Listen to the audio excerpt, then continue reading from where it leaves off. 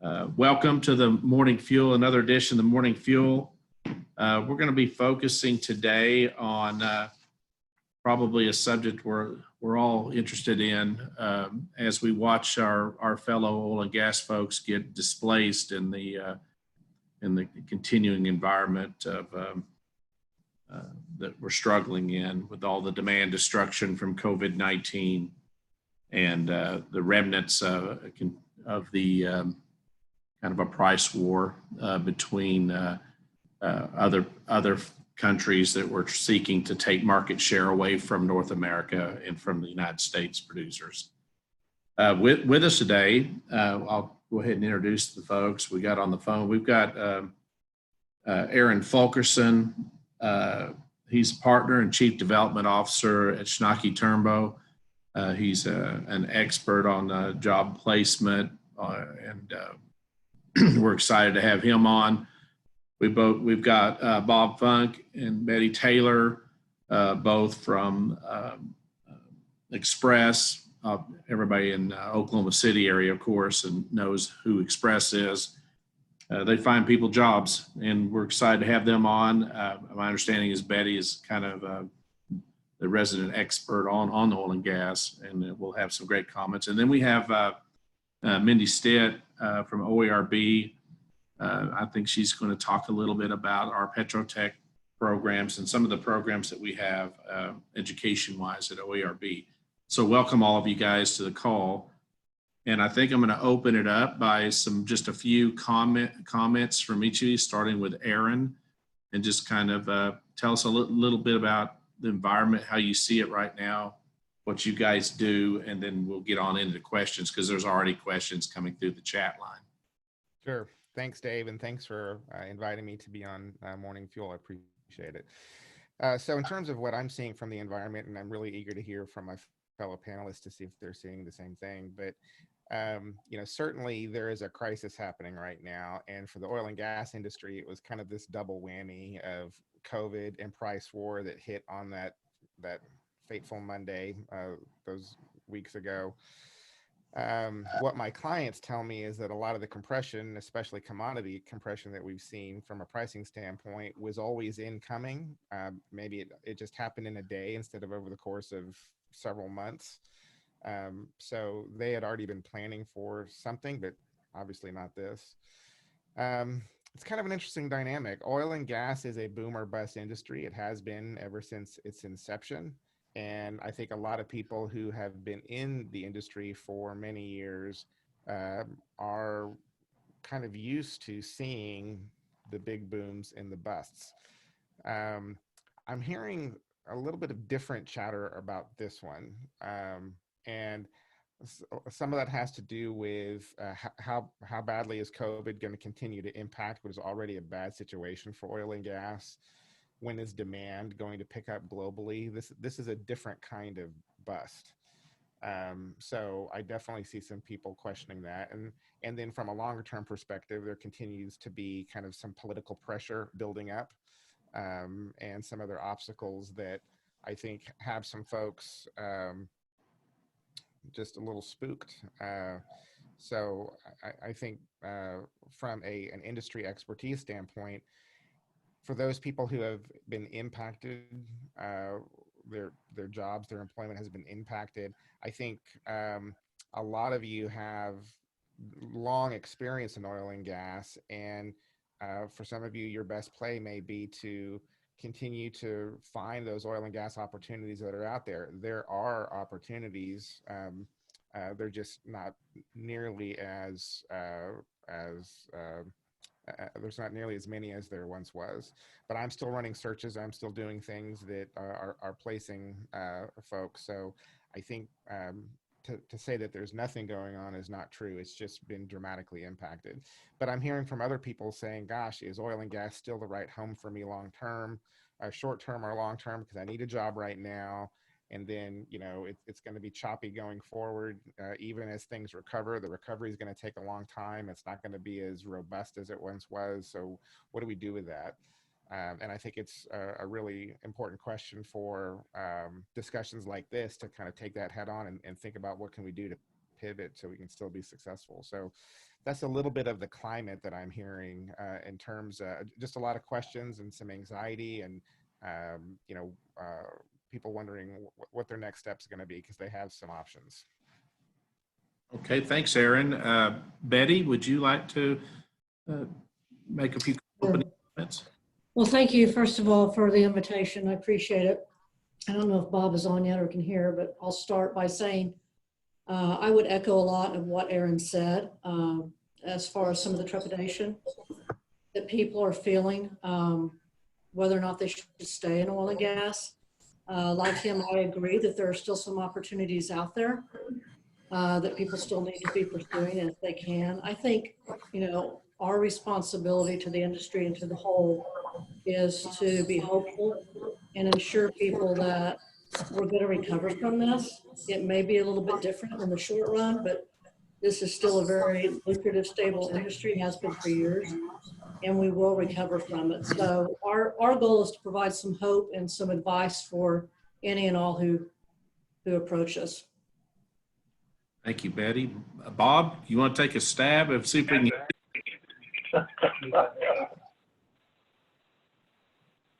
Uh-oh, he's back on mute. I mean, thank you very much. Can you hear? Yes. Well, thank you very much. And certainly during these times of human tragedy, it's difficult. However, in the staffing industry, I've been through 7 or 8 of these. Started our company in the oil crash of 82, 83. And we certainly are more mindful of the need of individuals and how we try to give them hope and encouragement on a regular basis. And last year we employed about 550,000 people. And one of our jobs is to give them hope and encouragement that there is an opportunity for them. And in times like these, we certainly need to help them to encourage them to go look and try and find that spot. And we certainly, as a company, have the responsibility to find those opportunities for them and keep them encouraged, because interviewing with a discouragement on their minds is usually not a good omen for them as far as finding other opportunities. So we have our work cut out for us, but certainly there are opportunities out there, but it takes some aggressiveness in order to find those opportunities for them. But our function is to help people find good jobs and companies find good people. So You've been doing it for years, Bob. We sure appreciate it. well, thank you. Indy, do you have some opening thoughts from OERB? Yes. So I'm not an expert in the future of oil and natural gas and what it's going to look like, but I do know that it certainly has impacted the OERB. Our voluntary funding, as you know, comes from people in the oil and natural gas industry. And you know, fortunately, they're continuing to fund our programs, and we're able to offer up some different ways to help people in the industry, people that have been laid off. One of the ways that we're doing that is through our technical training program. We call that Petrotech, and we provide this through Francis Tuttle Technology Center here in Oklahoma City and at Tulsa Tech. And you get a certification in this program, and it will help you get a position as a geological engineering or a land technician. When we have our usual program up and running, it takes about 10 to 12 months of courses. All the classes are taught by experienced oil and natural gas professionals. Now the campuses are closed, so we're working to find ways to help people in the industry with our resources in innovative ways. So we are providing some, actually some virtual classes from feedback from the former students and current students. What do you want to see? What would you like us to help you with? So based on that, we came up with 3 virtual classes, Excel levels 1 through 3, SQL and Python. And this is a great time to hone in on your skills and beef up your resume. So we have a full certification program that someone could go through, but currently we are providing scholarships to anyone that has been laid off in the industry, and that would be for these virtual classes. It is limited in the number that we can take in, but we certainly want to provide those resources and those scholarships. On the chat line, we received a question about, like, how do you explain a gap in in your resume? And I tell you, we actually have a story where we were looking for an accountant to join our ranks here, and we just hired a young lady. But one of the things I was impressed with, and it goes along with what Mindy said, is she actually had been displaced in November, and she took that time to gain spot fire skills, other skills. And so if you feel a gap, and to answer the question that was on the chat, if you feel a gap in your resume with additional education or experiences that may even not be paid for, or volunteer, or whatever. I think what I was impressed with is this person went to better themselves during kind of a downtime, and I encouraged. I'm like Bob. I've been through a bunch of these ups and downs, and I will tell you a little bit about why I think this is a little bit different. But we have been seeing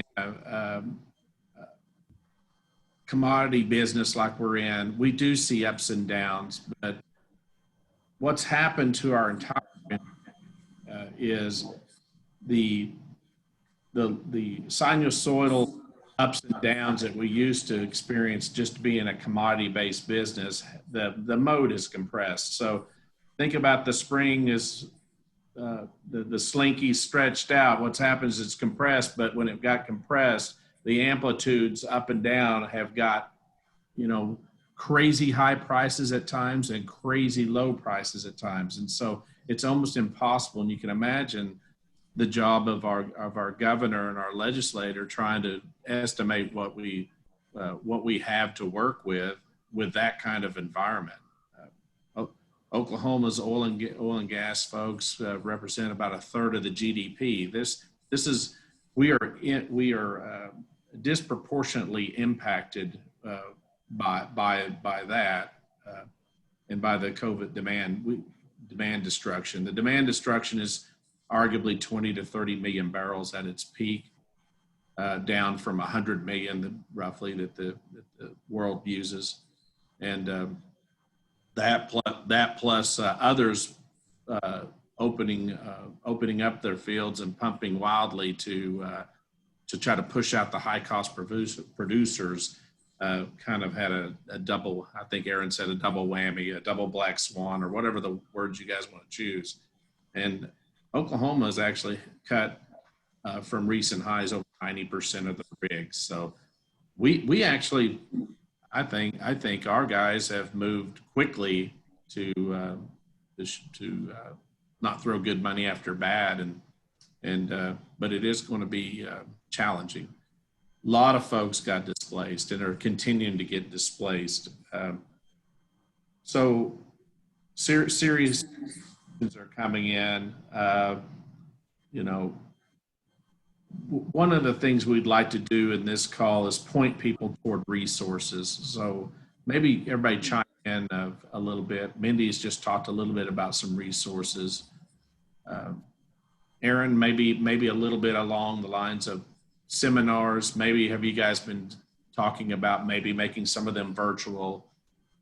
You could address that. Resume writing, what have you. Sure. So I think the first thing I would say to anyone who has been impacted is that looking for a job is a full-time job. This is something that you have to go find. A lot of times people who have had pretty consistent employment forget the fact that this is a big effort and you have to put a lot into it. So I always coach people to get your resume up to snuff, make sure that it's current. I'm a big fan of services like Express, not to put a plug in for them, but actually I will, because they're outstanding at what they do.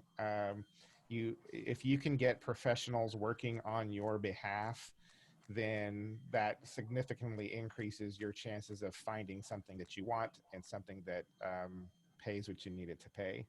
So I'm a huge proponent of using partners in your job search so that you're not alone. A lot of times we feel we're alone. You know, we were a part of an organization, part of a team. We've been cast out. We don't know what to do, and we feel like that we're all alone in this fight. And if you can get some folks working on your behalf, helping you find a job while you're helping yourself find a job, then I think that gives you a lot better results. You know, the digital world, we are in a digital world, especially during COVID, where a lot of job seeking has been relational. Who do you know? And while that can still work, so much has gone online that it's important for you to get your online kind of act together if you're not already, especially at a certain level. But there's just pretty much not any reason that someone shouldn't have a good up to snuff LinkedIn profile, because that's how lots of recruiters are going to find you now. So I definitely recommend that you invest some time in doing that. And, you know, from a resume standpoint, there's a million different pieces of advice to give about a resume. Mine is, and then I'll defer to the Express folks, but mine is succinct. It should be crisp. It should be something that is tailored to the opportunity you're pursuing. Whenever an employer publishes a job ad, that's like an open book test. They are literally telling you what they want your resume to say. So you have to be 100% truthful, but to the extent that you can use their words or their, you know, if you called it business development and they call it sales, well, change yours to sales, because that draws a shorter line between your resume and what it is they're looking for, because so much resume screening is done based on keywords. So definitely use their job ad as kind of, they're giving you the answers that they're looking for. So, but again, I'll defer to the other folks on the line to weigh in on this. So Aaron, to Aaron, are you saying that you should tailor your resume and target your resume? You shouldn't have just one resume. You should be targeting the jobs. That is absolutely my advice. A lot of us just think we have this one resume and we push it out to the world, and that's fine. But what's significantly better is if you tailor and focus and target the resume you're sending to be a good match with the job that you're pursuing. Because you have to think that a recruiter is going to sit there and they might have 100, 150 other resumes that they're sifting through. So if you have something midway through page 2 that is relevant to their job, well, then you're making them sift through a page and a half of text to get to it. Chances are they won't do that. So I always say, take whatever from your resume is most relevant to the job that you're pursuing and lift that up to the top of the resume. And that top half of your resume is the most valuable real estate that you have. And you want whatever it says to be the shortest line between you and the job you're seeking. So develop your base resume, but then you're going to have many, many different versions that you customize for each opportunity you're pursuing. Bob, I might have interrupted you. Go ahead. I'm sorry about that. So, yeah. Dave, Aaron is accurate. My theory has always been, and my experience has always been, that there are basically 3 issues when you're hiring somebody or for those who are looking for a job. Number 1, of course, is their integrity. And you spoke about that with the young lady who was honest about her situation. Same thing should be with a resume. Make sure that they're totally honest. Aaron probably can tell you, but a high percentage of resumes have a lot of dishonesty in them. And so make sure that they're honest in what they have on their paperwork, that they're not hiding anything, because being straightforward with a company is extremely important to them. The second issue I always look for is the work ethic, and that goes back to what Aaron was talking about, of looking for a job themselves. It is difficult, and they have to look for the opportunity as well. And coming to services like ours is just one aspect of it. And of course, if we don't have anything, we try and refer them to other companies that might have an opportunity for them. And of course, the third thing I've always looked for was the skills last, because you can find skills and you can go learn skills, but to learn integrity and to learn the work ethic is very, very difficult. If you don't have those, chances are your skills are not going to be that important to a company. And when companies are trying to build a culture of a good work ethic and integrity, particularly with the management of the company, it's extremely important that they have those values as well as they work up the management chain, if you will. So it's really those three things to me are most important. And of course, we try and look at their purpose in life and what they're really wanting out of their life. And oftentimes you find things that they have maybe not been as proficient in the past, but certainly want to be there. And those are the kind of employees that make great companies. Betty, what are you seeing specifically from oil and gas? I'm sure you're probably getting inundated, but kind of give us a little quick rundown of what you're seeing. Well, I am getting inundated, and let me kind of add to what both Aaron and Bob said. I think the most important thing to remember in this is there's a place for everybody. And I think, unfortunately, people look at people in oil and gas and put them just into oil and gas, and they don't necessarily look upon what their transferable skills are. Everybody has skills that are transferable into the workplace. And I think it's highly important that you tell that story about those skills and about, as well as what Bob said, as the culture. But sometimes I find that we don't, or that people don't tend to shy away from what they don't understand. So if they don't necessarily understand the energy industry, because it is very multi-layered and it's very specific, then sometimes they tend to steer away from those skills. So if you highlight transferable skills, whether it's analytical acumen or financial acumen or data analysis or management and operations, and you highlight those, like Aaron said, on that first page of that resume, then it really shouldn't matter where you got your experience from as much as what experience you can offer to the next organization.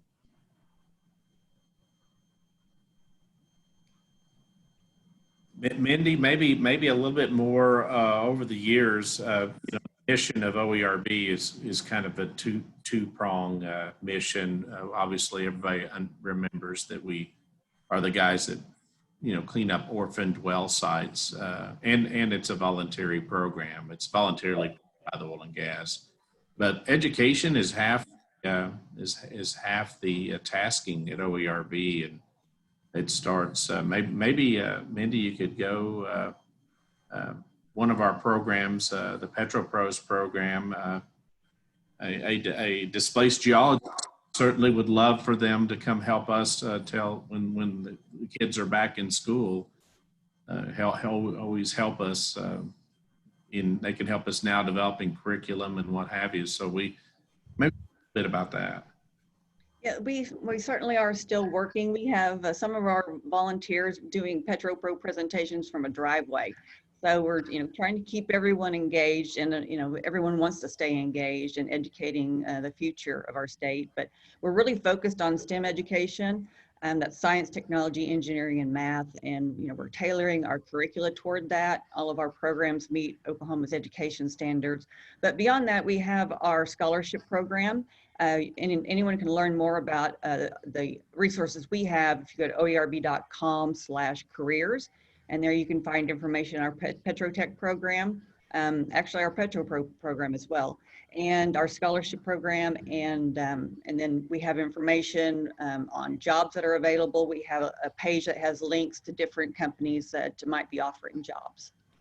Well, definitely the Petroleum Alliance and the folks that are running these morning fuel webinars, we will make those resources available, and if Schnake Turnbo and Express would give us, we would point at yours as well to provide some resources. That's what people, in 30 minutes, they can get a blurb of what's going on, and get hear from some experts, but they need to be able to take that next step and dive into your resources. So we appreciate you guys sharing those. One of the questions that keeps coming up, and it comes up in a lot of different situations that I've been involved with, working with the governor on the task force to reopen the state, and then what do we do next? How do we create jobs as we lose jobs in certain industries? How do we create jobs? And we keep getting asked couple of questions. One is, are more and more people going to work from home? Is more and more people, there are jobs obviously that you can't do from home, but what do you guys think about that? Is the skills of being able to, I think we were challenged with Zoom this morning. Everybody's going to have to learn how to use Zoom, guys. I mean, it just is, even it's just saving travel time and becoming more efficient. What do you think about that? Let me address that. I'm a little old-fashioned because probably my age factor, but I have seen it very different for companies, very difficult to build the culture that they want if the employee's not there with them. And I've always been real high on the culture of a company, because the culture oftentimes attracts the better individuals and the better employees. And so there probably are positions in IT and a couple of the others that could be done perhaps off-site, but I think it's really important that, particularly with the young people today, they're looking for purpose. And when your company has a purpose and has a long-term strategy to develop that purpose, I think it's important that you have some interaction with not only your supervisors, but interaction with the other employees that are there, so that you feel very comfortable on where the future of the company may be and the future of the employees. So that's an old-fashioned approach, but I find it very difficult to not be around my employees on a daily basis. Have you run into people that say, "Hey, look, where I'm working, or where I'm looking at going to work, I'm not real comfortable with their policies toward the COVID or in the environment they're creating"? Is that getting asked a lot by people? Is it, "Hey, I'm not sure they're as serious as they should be about taking the proper precautions and what have you"? Is that getting asked by you guys? By your? I think the young people have been asking for a purpose, of course, in the companies that they work for, but for it to be a consistent issue, I'm not sure that we as owners of companies, our purpose, of course, is to develop people rather than letting the people develop the company. So that'd be my opinion, but Betty perhaps would have a better one. Yeah, I mean, I would say we all, no one planned for this, and we really don't have a guideline. And I think what I found is it is probably more with the younger generation that I think because they haven't been through anything like this or even anything remotely like this, that tend to want safety and answers in the here and now. I haven't heard it a lot really from across the board. It's really been here and there. And really from my experience, it's been everybody's been pretty pleased with the way that it's been handled, not just with our company, but across the board. Well, I do think, and something Aaron said earlier, that I may take a small issue with is I do think that dislocation happens across all industries. There's no, oil and gas is not special to that. What I think happens in Oklahoma is oil and gas is so important to the economy, it gets amplified. When something goes wrong with our main, it's like losing your big customer, not all of a sudden they're having trouble and you start wondering your own bottom line, and it kind of proliferates across everything. You guys, you know, so I'm not so sure. I think this is any different, but one of the questions that pops out is what do you guys think from a workforce standpoint? What kind of lasting impacts do you think will come from this? Do you think that social distancing? I feel like our kids are social distancing by being on their phones all the time. I feel like we've already been on that road. What do you guys think? So I'll jump in first with that answer. I think that I think there will be an impact. I agree with Betty that there's probably a little bit of a generational difference to the way this is being looked at. I think those of us with gray hair are kind of saying, let's get back to work, come on. And if there was any skepticism about can virtual work and this whole flexible thing, you know, there were some cultures that we were all kind of having to face it and think our way through it. Well, guess what? We all got a crash course in it, and we have been forced to do that. So I think many companies have learned that it actually is possible. Bob makes some really good points about culture and how important culture is and how difficult culture might be to build in a virtual environment. I think that's absolutely true. I'll add to that. I think particularly young people going forward are going to demand some kind of flexibility in the way they work that we weren't used to coming up, and that this COVID experience has kind of forced us to recognize that there is a certain amount of productivity that can happen virtually. And I think that top talent going forward, even after we recover, are going to require some of that as part of their selection. Well, I think some of the things that Bob was saying are absolutely true. That your character is fully on display when people are in a time of adversity, and I think that's you choose your partners in adversity, not in the good times, because anybody can be a good partner when everything's going well. And I will put a plug for the people of Oklahoma's oil and natural gas business. They are resilient. They are tough. They have been, as you guys have all pointed out, through many cycles of this. I'm mostly concerned with our young technical expertise, our engineers and accountants, and everybody that requires that kind of training, professional type training. I'm concerned that they think that this is an old industry, that all these ups and downs. Do I really want a career in this? And I will tell you, I have never looked back. I think the best people on the planet are in this business. They're resilient, like we discussed earlier. And I think it is the cutting edge of technology. This is the tech business. And I'm betting on our guys. So, and with resources, Express and STF and the OERB, we'll get through this. So I like your encouraging words, and I'd like probably just end it with some encouraging words from everybody. Chime in real quick, and we'll wrap it up.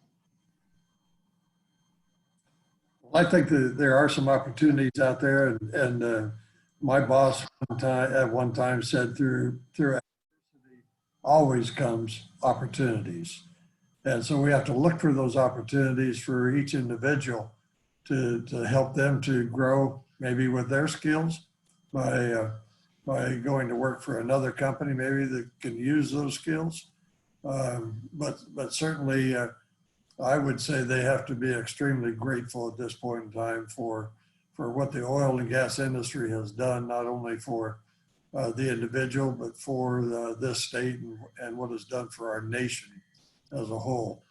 It is absolutely, in my mind, remarkable what you all have done in the oil and gas industry, and certainly has made us as a country much more flexible and much more innovative, if you will, and really have somewhat secured our future in our country. And we're extremely thankful and grateful for that. Yes, I think the oil and gas industry are risks, and the oil and gas people are extreme risk takers, if you will. But they have certainly provided us by taking those risks a better life for not only for us, but our families and for our communities as well. Thank you, Bob. That's great. Anyone else have a quick salutation, and we'll wrap it up. I'll just quickly say, if you've been impacted, I just want you to know that you're going to be okay. I know that this can be scary, and there's lots of angst and worry and fear that comes with not having employment in a tough market, and I get it, and I just know that there's no shame in it, that there are resources to help you, and I have been doing this for 25 years, and I can tell you with all confidence that you're going to be okay.